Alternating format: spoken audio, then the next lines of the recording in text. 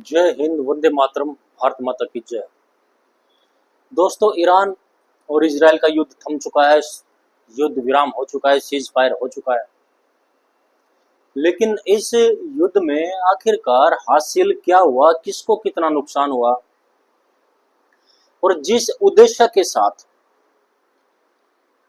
Israel ने Iran के ऊपर हमला किया था और उस हमले में, उस युद्ध में अमेरिका की भी एंट्री हो गई थी, क्या अमेरिका और इजराइल मिलकर अपना वो टारगेट हासिल कर पाए, वो मकसद पूरा कर पाए जिस मकसद के साथ ईरान के ऊपर हमला किया गया था, संयुक्त हमला। एकदम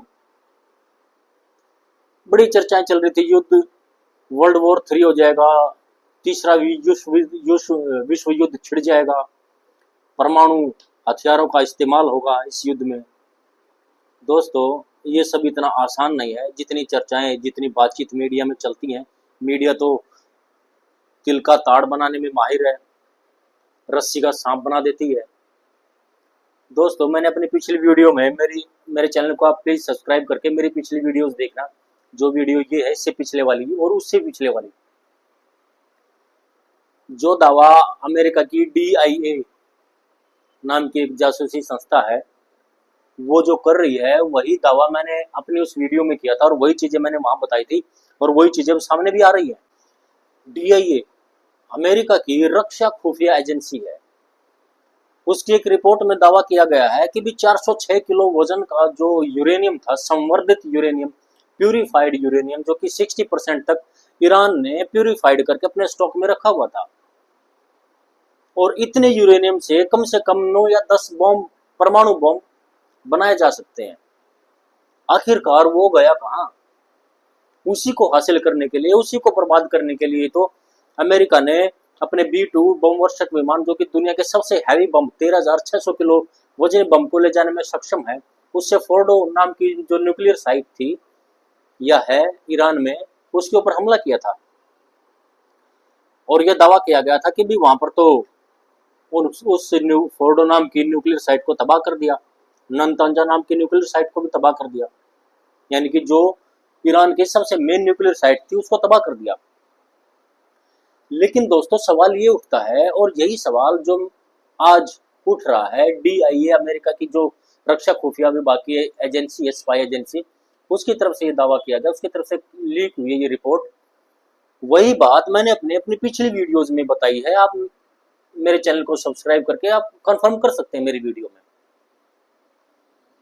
मैंने अपनी पिछली वीडियो में भी ये बताया था कि भी बेशक अमेरिका की तरफ से B-2 बम वर्षक विमान से 13,600 किलो वजनी बम गिराकर उसको तबाह कर दिया गया हो, फोर्डो नाम की न्यूक्लियर साइट को, लेकिन फिर भी वहां पर किसी भी तरह का कोई न्यूक्लियर रेडिएशन लीकेज की कोई भी खबर नहीं है। IAEA, international atomic energy agency, उसने भी यह दावा किया था कि फोर्डो नाम के न्यूक्लियर साइट से किसी भी तरह का कोई भी न्यूक्लियर रेडिएशन लीकेज की कोई भी खबर नहीं है। वहां के आदमी भी दावा कर रहे थे, उस न्यूक्लियर साइट के आसपास के रहने वाले आदमी के, उन्होंने तो वहां तो किसी भी प्रकार के कोई धमाके की खबर सुनी नहीं है। अब दोस्तों, चाहे हो सकता है ईरान उस टाइम पे झूठ बोल रहा हो कि भी यहाँ पर तो कोई धमाका नहीं हुआ, लेकिन धमाका तो वहां हुआ है। B-2 बम वर्षक विमान ने, फाइटर जेट ने 13,600 किलो वजनी बम तो वहां गिराया है, लेकिन किसी भी तरह के कोई न्यूक्लियर रेडिएशन लीकेज की कोई खबर वहां नहीं है। तो इसका मतलब क्या है? किसी भी कंट्री के पास, देखो दोस्तों, अगर चोर भी अगर चोरी करने के लिए जाएगा तो उसके पास भी दो तरह के प्लान होते हैं। एक मेन प्लान के भी जा रहा है इस तरीके से, लेकिन अगर उस प्लान में कोई गड़बड़ आती है तो उसके पास प्लान B भी होता है। तो वैसे ही क्या इतनी बड़ी कंट्री, ईरान जैसी कंट्री, और ईरान की स्पाई एजेंसी, ईरान के जो सुरक्षा के बड़े बड़े अधिकारी हैं, क्या उनके मन में इस तरह का कोई ख्याल नहीं आया होगा कि अमेरिका भी इस युद्ध में कूद सकता है, जहां फोर्डो नाम की न्यूक्लियर साइट पर उन्होंने अपना इतना यूरेनियम संवर्धित करके रखा हुआ है, जिसकी वजह से इतना हो हल्ला मचा हुआ है, जिसकी वजह से इतना युद्ध भी हो चुका है और पहले भी इतने अटैक हुए हैं। उस यूरेनियम की सुरक्षा के लिए क्या उसके पास कोई प्लान B नहीं होगा? जरूर होगा दोस्तों। इसीलिए 406 किलो वजन का यूरेनियम अभी तक ईरान का सुरक्षित है। ना तो इजराइल के हाथ लगा, ना वो अमेरिका के हाथ लगा, और ना ही उसको किसी भी तरह का कोई नुकसान हुआ, और ना ही ईरान में कोई रेजिम चेंज हो पाई। रेजिम मतलब सरकार। ये आक्रमण, ये युद्ध इसीलिए तो हुआ था कि भी ईरान की जो अयातुल्ला खमेनी नाम की जो सरकार है, जो 1979 से अभी तक 2025 तक चल रही है, यानी कि तकरीबन 45-46 साल हो चुके हैं। जिस टाइम पर अभी अयातुल्ला खमेनी की उम्र 85 या 86 के आसपास है, और 1979 में उसकी उम्र लगभग 40 साल रही होगी। यानी कि 40 साल के एक व्यक्ति ने उस टाइम की जो मौजूदा सरकार थी, राजा शाह पहलवी नाम का जो उस टाइम का राजा होता था ईरान का, उसको तख्ता पलट करके इस्लामिक क्रांति के थ्रू, इस्लामिक क्रांति ईरान में 1979 में आई थी, तो इस्लामिक क्रांति के थ्रू उसका तख्ता पलट करके उसको भगा के वो अमेरिका में उसने शरण ली अपने परिवार के साथ। और तब से लेकर आज तक अयातुल्ला खमेनी नाम का जो एक कट्टर इस्लामिक व्यक्ति है, ये अभी तक जमा हुआ है। इसको अमेरिका इजराइल के साथ मिलकर इसको इसकी गद्दी से हिला नहीं पाया, और इसने सारी पावर को सेंट्रलाइज करके अपने हाथ में रखा हुआ है, जैसे कि एक असली राजा जिसके सारे अधिकार, सारी पावर्स उसके हाथ में होती हैं, और उसके प्रधानमंत्री, सेनापति, राष्ट्रपति, ये मंत्री, वो मंत्री, हर तरह के जो मंत्रिमंडल होता है उसमें वो पावर को विद कंट्रोल करके डिस्ट्रीब्यूट करता है। कुछ वैसा ही हाल है अयातुल्ला खमेनी का ईरान में। कोई भी आवाज वहां पर उठती है उसको दबा दिया जाता है। तो दोस्तों, यहां बात चल रही थी यूरेनियम के भंडार की। 406 किलो वजन का यूरेनियम, जिसको IAEA की गाइडलाइन के अकॉर्डिंग मैं बता रहा हूं, अपने मन से नहीं, IAEA की गाइडलाइन के अकॉर्डिंग 409 किलो वजन का, 409 पता नहीं 406, अराउंड इतना ही है, 902 पाउंड वजन बनता, तकरीबन 902 पाउंड वजन। दोस्तों, इसको ईरान में जैसे ही इसको ईरान को लगा कि भी तुम्हारे ऊपर हमला हो सकता है और फोर्डो न्यूक्लियर साइट में ये यूरेनियम रखा हुआ है, उसको वहां से उसने किसी भी तरीके से वहां से गायब करवा दिया। 406 किलो या 409 किलो वजन का यूरेनियम इकट्ठा नहीं ले जाया गया, उसको 25-25 किलो के 25-25 किलो के 16 सिलेंडरों में भर के, 25-25 किलो के 16 सिलेंडर बनते हैं। अब 25 किलो के का जो सिलेंडर है उसको बाइक पे भी लेके जा सकता कोई, 2 आदमी साइकिल पे भी लेके जा सकते हैं, कोई बड़ी बात नहीं। कार में धर के ले जाओ, रख के ले जाओ डिग्गी में, कैसे भी सिर पे रख के पैदल पैदल निकल जाओ, तो कोई बहुत बड़ी बात नहीं थी दोस्तों यूरेनियम को बचाना। अब हासिल क्या हुआ भाई, चलो अमेरिका की करेंसी का रेट बढ़ा। अमेरिका के इस युद्ध से जहां $70 प्रति बैरल का जो कच्चा तेल था, उसकी कीमत तकरीबन 79 के समथिंग डॉलर, 79 डॉलर के आसपास प्रति बैरल के आसपास पहुंच गई कीमत। अमेरिका का जो स्टॉक था तेल का, उसने फटाफट निकाला। अमेरिका को यह फायदा हुआ, अमेरिका के हथियार बिके, अमेरिका को यहाँ ये फायदा हुआ। इजराइल एकदम नुकसान में। ईरान का नुकसान ये हुआ कि ईरान के लगभग 16 वैज्ञानिक मारे गए, बहुत सारे ईरान के जो बड़े सैन्य अधिकारी थे वो मारे गए। हालांकि जो वैज्ञानिक है, वैज्ञानिकों का नुकसान एक बड़ा नुकसान है, लेकिन जो सेना अध्यक्ष हैं किसी भी विभाग के, जो डायरेक्टर हैं, जो भी अध्यक्ष हैं, उनको रिप्लेस किया जा सकता है। एक चला गया तो उसकी जगह लेने के लिए दूसरा बैठा हुआ डिप्टी। लेकिन जो वैज्ञानिक है, जो उच्च स्तर के वैज्ञानिक हैं, उनकी जगह काफी दिनों बाद भरी जाएगी, क्योंकि वो वेल रिसर्च किए हुए वैज्ञानिक थे, उनकी काफी सालों का उनका अपना एक्सपीरियंस था। तो ये एक बड़ा लॉस हुआ है ईरान को इस मामले में। लेकिन इजराइल ने अपने बड़े बड़े अधिकारी खोए, क्योंकि ईरान की तरफ से जो अटैक किया गया था वो सिविलियन अटैक था। बहुत सारे सैकड़ों की संख्या में इजराइल ने अपने नागरिक खोए, अपने परिवार तबाह किए। इजरायली अरबों डॉलर की संपत्ति का नुकसान उठाया।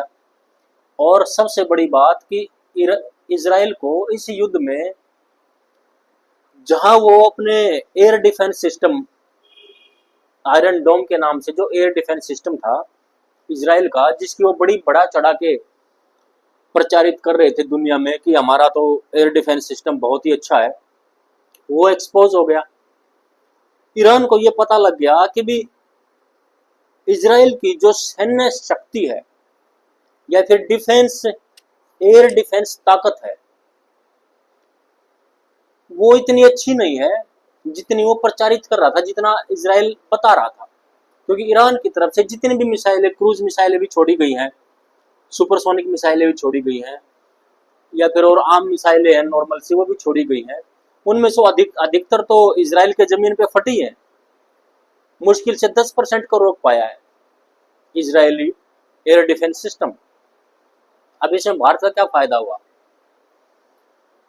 भारत का ऑपरेशन सिंदूर के दौरान जो एयर डिफेंस सिस्टम था उसकी ऑटोमेटिक प्रचार, मतलब भारत को तो खुद ये प्रचार करने की जरूरत ही नहीं पड़ी कि भी देखो ये हमारा एयर डिफेंस सिस्टम इतना अच्छा है, और फिर बाद में फ्लॉप निकले। तो यहाँ क्या, इजराइल इराक के युद्ध में एयर डिफेंस सिस्टम इजराइल का ये एक्सपोज हुआ, कमजोर साबित हुआ। ऑपरेशन सिंदूर में भारत का जो एयर डिफेंस सिस्टम है उसकी ऑटोमेटिकली उसका प्रमोशन हो गया। दुनिया ने अपनी आंखों से देखा कि देखो भारत का एयर डिफेंस सिस्टम कितना मजबूत है, कितना अच्छा है। पाकिस्तान की तरफ से छोड़ी गई जो भी मिसाइल थी PL-15E नाम की, वो तो रास्ते में ही खत्म। एक गिरी थी भारत में, वो भी फटी नहीं।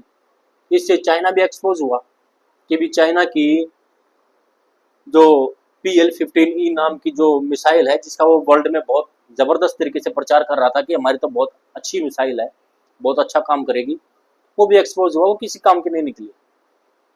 दोस्तों, युद्ध एक असली एक्सपेरिमेंटल मैदान होता है जहां पर किसी भी तरह के वेपन का अगर इस्तेमाल किया जाए तो उसका रिजल्ट देखने को मिलता है दुनिया को। रशिया यूक्रेन के युद्ध में देखो कि जहां यूक्रेन की तरफ से जो छोड़े गए ड्रोन थे उन्होंने अपना कितना बेहतरीन काम किया।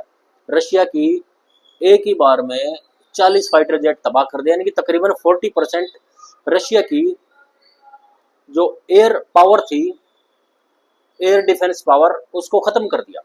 दोस्तों, ईरान और इजराइल की इस जंग में सिर्फ हथियारों का फेलियर नहीं हुआ, रणनीतिक फेलियर ही नहीं हुआ, यहाँ पर अमेरिका की एजेंसी CIA और इजराइल की खुफिया एजेंसी मोसाद, इन दोनों का फेलियर भी देखने को मिलता है।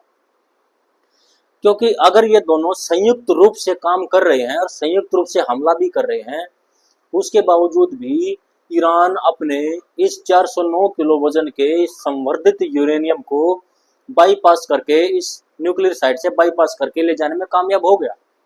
तो यहाँ पर अमेरिका की CIA और इजराइल की मोसाद, ये उसका फेलियर है कि वो इस चीज को ट्रैक नहीं कर पाए, वे इस चीज का पता नहीं लगा पाए कि कब ईरान वहां से निकला और कब दूसरी साइड पर पहुंच गया।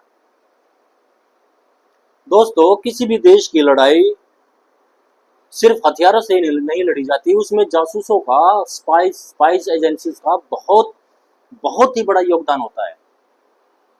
यहाँ पर ईरान की बढ़त मैं इसलिए मानता हूं क्योंकि ईरान ने खुद को दुनिया के सामने इस चीज को साबित करने में कामयाब हो गया कि देखो, इजराइल ने सबसे पहले हम पर हमला किया, हमने इजराइल के ऊपर पहले हमला नहीं किया, हम तो पीड़ित हैं, आक्रमणकारी तो इजराइल है, हमने तो बाद में अपने आप को खुद को बचाने के लिए हमला किया इजराइल के ऊपर।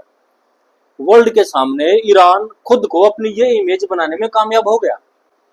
और इजराइल और अमेरिका के इस हमले से, जहां इजराइल और अमेरिका ये सोच रहा था कि इराक तो तिनका तिनका करके बिखर जाएगा, वहां पर उल्टा ईरान तो तिनके तिनका करके बिखर जाएगा, वहां तो ईरान के अंदर एक अलग ही तरह की एकता देखने को मिली, क्योंकि ईरान ने भी अपने लोग खोए हैं, वैज्ञानिक खोए हैं, 20 सैन्य अफसर खोए हैं।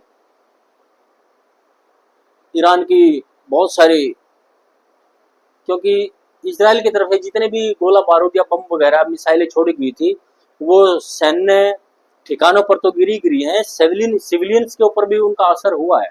तो ईरान की जनता को भी अपना जान माल का नुकसान करना पड़ा। इस वजह से भी ईरानी जो जनता है उसकी सिंपैथी खेमे की तरफ तो है, क्योंकि ईरान की जनता को ये समझाने में खेमे कामयाब हो चुका है कि भी देखो, जो मैं ये लड़ाई लड़ रहा हूँ, ये मैं अपने लिए खुद के लिए नहीं लड़ रहा हूँ, ये हमारे दीन की लड़ाई है और ये इस्लाम की लड़ाई है। ये दो देशों की लड़ाई नहीं है, दो विचारधाराओं की लड़ाई है, ये मुसलमानों की और यहूदियों के बीच की लड़ाई है। ये बात समझाने में आयातुल्लाह खमेनेई अपनी ईरान की जनता को समझाने में कामयाब हो चुका है। तो दोस्तों, अगर आपको मेरा चैनल, आपको अगर मेरे विचार, मेरी बताई हुई बातें अगर आपको पसंद आई हो, तो प्लीज़ मेरे चैनल को सब्सक्राइब कीजिए, मुझे सपोर्ट कीजिए। और ईरान के बारे में आपके क्या विचार हैं, प्लीज़ कमेंट बॉक्स में ज़रूर लिखें। थैंक यू दोस्तों। जय हिंद, वंदे मातरम, भारत माता की जय।